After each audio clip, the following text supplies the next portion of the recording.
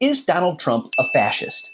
If you go by Michael Parenti's definition, the answer is definitely yes. One of the most important aspects of fascism, and also one of the most overlooked, is the link between fascism and capitalism. Fascism is a last-ditch effort to preserve the existing capitalist system and class structure by force. My hero, Michael Parenti, made a fantastic presentation, which is the basis for this post, entitled Functions of Fascism, which you can find on YouTube or in the TUC Radio archive.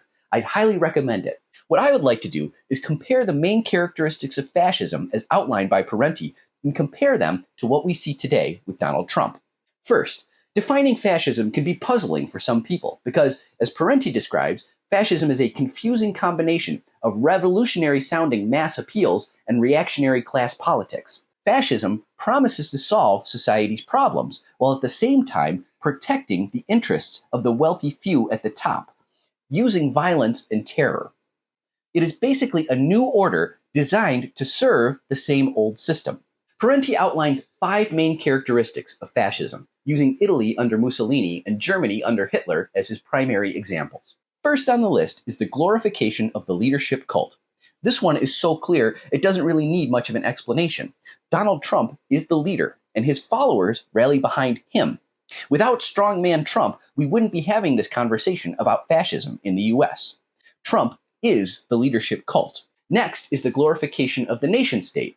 This too requires little explanation. The MAGA hat, Make America Great Again. Trump promises a restoration of some imagined past American greatness. That's 2 big check marks already.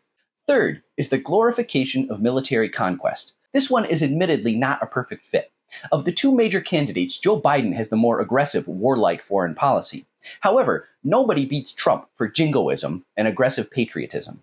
Trump doesn't point to international conquest so much as suppression of any domestic resistance to his vision.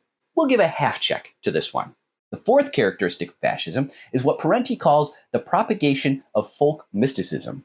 In Germany, this manifested as the buildup of a Teutonic Aryan race and the vilification of the Jewish population. What we are talking about is the creation of in-groups and xenophobic rejection of out-groups. Here in the US, this manifests as the preoccupation with white domination and a rejection of Muslims, immigrants from Central and South America, trans people, women who want bodily autonomy. I'm sure you can come up with more examples. Trump recently said he plans to build massive concentration camps and expel immigrants. The Republican Party has been passing all sorts of anti-trans and anti-abortion laws that feel very much of a piece with the shedding of rights as the noose tightened around the German Jewish population in the 1930s. This is a key piece of the fascist puzzle, and Trump and the Republican Party slot right in there. The final characteristic of fascism, according to Michael Parenti, is an opposition to socialism, communism, anarchism, or any left egalitarian movements or doctrines.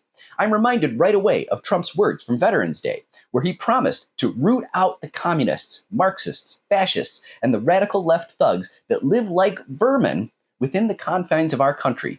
As Michael Parenti notes, most analysts, American analysts especially, ignore this aspect of fascism. While it's commonplace for the right to accuse left movements of trying to destroy democracy, fascist totalitarianism actively seeks destruction of democracy as well, but in a way that protects the interests of property and the existing class structure.